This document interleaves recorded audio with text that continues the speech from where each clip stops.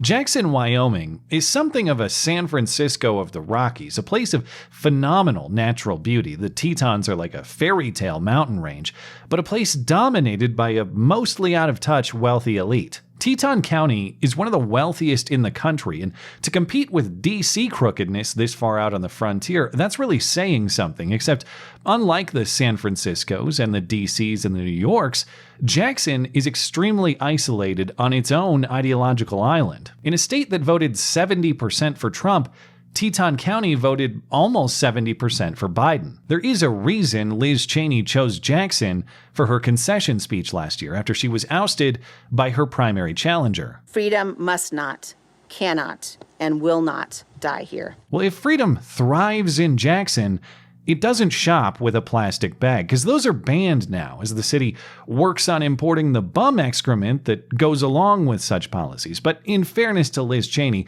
I'm sure she chose Jackson not necessarily for its policy preferences, but for the fact that she lives there. But that's kind of the point. It's friendly territory, and she just couldn't quite muster enough Democrat friends to counter the rest of the state. Because it's such a beautiful place, and because it's a gateway to Grand Teton and Yellowstone National Parks, and because of its world-class skiing, among other factors, Jackson is also a major tourist town. Every year, millions of people travel through what is otherwise a very small city, population under 11,000. Combine that with the fact that it's all but impossible to build housing there due to regulations, and the area workforce therefore needs transportation in, and you have a place that, despite its small size, has significant transit needs. And that makes Jackson a very interesting intersection where progressive pipe dreams meet massive economic and logistical realities. What happens when you combine all of these factors is, of course, a total disaster brought to you by who else?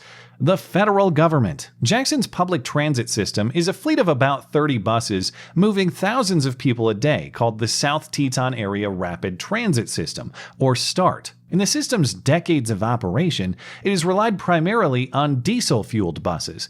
Until 2020, when local government saw opportunity to transition away from those evil fossil fuels to electric buses manufactured by a California company called Proterra. And so the START system bought 8 electric buses, the first in the state of Wyoming, and announced a commitment to convert 40% of its fleet to electric by 2022, though, as we're getting to, that commitment was met with some complications. Now, even in concept, this was a move that made little sense. The environmental benefits are highly debatable, considering the state of Wyoming generates almost all of its electricity off of burning natural gas and coal anyway, and of course, financially, this was a massively expensive move, too. The typical diesel bus costs around $500,000, but these electric buses are double, between $800,000 and $1 million each. Based on the numbers I see reported elsewhere, it sounds like Jackson did get a better deal than that, but not through actual market efficiency, because of course,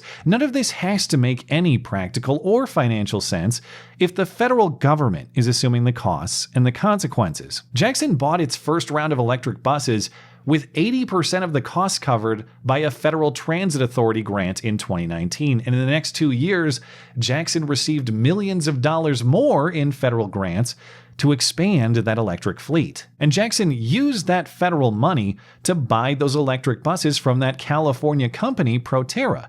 And Proterra is itself a company that only exists, or maybe soon only existed, on the back of the federal government. Biden's infrastructure bill and so-called American Rescue Plan included over $5 billion in money to give to local transit authorities like this one to buy zero-emission vehicles like these, as well as tax credits for their manufacturing. So the federally backed contract Proterra got with Jackson happened in other places all across the country. And of course, Proterra benefited from millions in forgiven PPP Corona loans to keep the operation afloat for the last few years as well. Within just his first few months as president, Biden personally took a virtual tour of Proterra to promote the company through White House communications and social media. We're going to be in a position where we ought to own the future here. We ought to be the single most significant suppliers of electric buses and vehicles in the world. It's going to make a lot of difference. And just in terms of the health of our children, those kids, there's a lot of evidence that,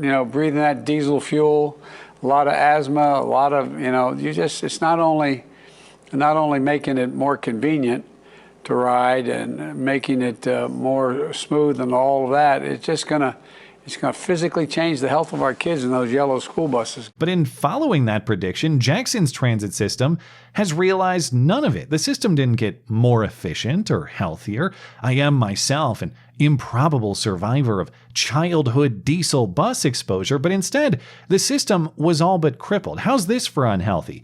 Getting stuck on a roadside in a merciless Wyoming blizzard. Because not only are these buses expensive and environmentally dubious, they just flat out did not work. In the winter, when Jackson needs to move ski traffic, the batteries couldn't last for a full day, and so the buses had to be pulled out of service to charge. And that was their peak performance. As of the end of September, all 8 of them are now broken down, totally non-functional, and replaced with their diesel predecessors anyway. And here's the twist. When will these electric buses get fixed? Well, they probably won't, because Proterra, that company that manufactures them and services them and supplies parts for them, is now bankrupt. See, that's what happens when the federal government props up a company with cash to put a band-aid on the fact that the business cannot operate on its own. Like all the other resources, that cash will be mismanaged and it will dry up and the market will not support the operation. And so in August, Proterra made the announcement they are officially filing for bankruptcy.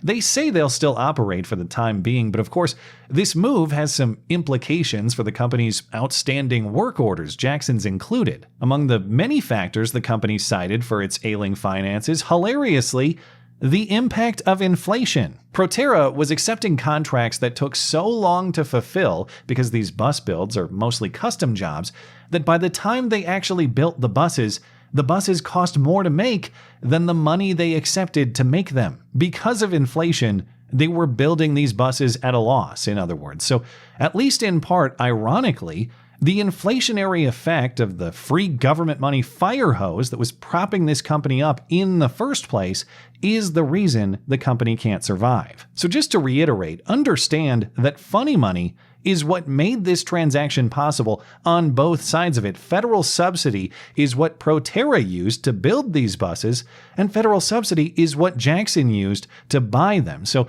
this is a story of an unaccountable manufacturer and an unaccountable buyer hooking you through the federal government to take on their risks. And it's not just Jackson, of course. Even if Jackson does find a way to fix these broken down electric buses, they might be wiser just to cut their losses, or to cut your losses, because as bad as things are in Jackson, at least they aren't on fire yet. Because that's another factor that might explain Proterra's bankruptcy. The fact that their buses are bursting into flames across the country. In November last year, a Proterra bus in Philadelphia caught fire and took hours to extinguish. But don't worry, the bus was sitting at the depot and has been since 2020 because it had other manufacturing problems that made it inoperable. In Wichita, Kansas, same thing. In May, a Proterra bus caught fire in what city officials insist is an anomaly, but likewise, the bus was in the shop after a check engine light pulled it out of operation. In suburban LA in 2021, same story, a Proterra bus caught fire, but in fairness, maybe that's just the hot California sun because other Proterra buses were just melting in the heat. But I'm sure that's a problem that will solve itself. Once we get enough of these electric buses on the road, the global cooling will extinguish these fires. And if they burn you up in the meantime, well, that's just the cost of building a future with a cleaner conscience. And by the way, there has been some human cost. Just last month in San Jose, another Proterra bus fire injured 2 mechanics working on it. They immediately tried to extinguish the fire. That didn't work. It started spreading quickly, and so they physically pushed the bus out of the bus bay to try and avoid any further damage to other employees or to the bus bay, and then the fire just engulfed the bus. It would have been the same effect and probably a lot safer to just burn that money in a bonfire instead. At least then we'd all get s'mores out of the deal. But the federal government commits this waste while calling it an investment. It's green energy investment. It's zero-emission vehicle investment. It's technology investment. But that's the thing about an investment. The investor voluntarily accepts the risk and any gains or losses that result. It's not an investment when they take your money and put you on the hook for a risk that you didn't accept. That's just a technically legal form of what we otherwise call white-collar crime, playing with other people's money to give yourself a benefit and stick them with any negative consequences. That is the whole point of what was a constitutional design to keep the federal government out of these things and the states responsible for their own decisions. The idea is the states compete, and the states with great ideas will attract citizen movement and investment, while the states with terrible ideas, on the other hand, will see their citizens flee and their money dry up. But when the federal government takes over that system and requires that I in Montana and you in your state are now financially responsible for Wyoming's bad decision, well, we have eliminated both pieces of that structure. The states don't compete because we're all sucking from the same federal bottle, and there is no escape from that bad decision making because it's one centralized top-down authority handling all of it and sending you the bill under penalty of prison for non-payment. So at this rate, I'm just hoping that DC tour buses similarly convert to this amazing electric future, because I think the fairest and most efficient way to solve this problem might be just a few of these anomaly electric vehicle thermal events right around Capitol Hill and the White House. Thanks as always for listening and for supporting this channel. Always appreciate that thoughtful discussion down below, and especially over on Minds. That is at ML Christensen. You're always welcome to coming out and chat in my live streams. Those are linked down in the description. Looking forward to it. Goodbye.